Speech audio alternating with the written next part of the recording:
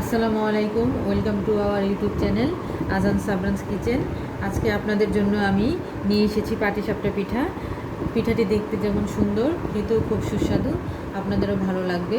ভিডিওটি যদি আপনাদের ভালো লেগে থাকে অবশ্যই আমাদের চ্যানেলটি সাবস্ক্রাইব করুন এবং লাইক শেয়ার দিয়ে পাশে থাকুন। পাটিসাপটা তৈরির জন্য এখন আমি খিরসা তৈরি করব। এখানে আমি 1.5 কেজি দুধ নিয়েছি এবং সামান্য চালের গুঁড়া দিয়ে দিচ্ছি। স্বাদ মতো চিনি দিয়ে দেব।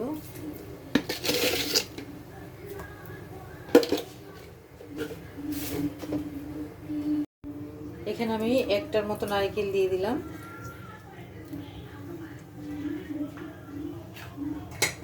সামান্য গরম মশলা দিয়ে দিচ্ছি, পরিমাণ মতো লবণ দিয়ে দিচ্ছি। এখন আমি নাড়তে থাকবো। দেখতেই পাচ্ছেন আমার খিরসাটা রেডি হয়ে গিয়েছে। এখন আমি পিঠা তৈরি করব। চুলা থেকে খিরসাটা এখন নামিয়ে নেব। পাটিসাপটা পিঠা বানানোর জন্য আমার গোলাটা রেডি করে নিয়েছি আমি। এখানে গুড়ি, লবণ, পাটালি গুড় আর পানি দিয়ে আমি গোলাটা করেছি। এখন আমি পিঠাটি তৈরি করব। আমি গোলা দিয়ে দিচ্ছি ফ্রাই প্যানে।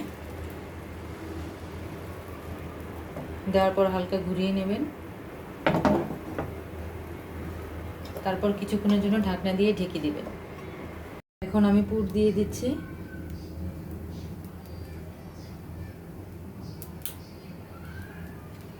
পিঠাটা আমি ফোল্ড করে নেব।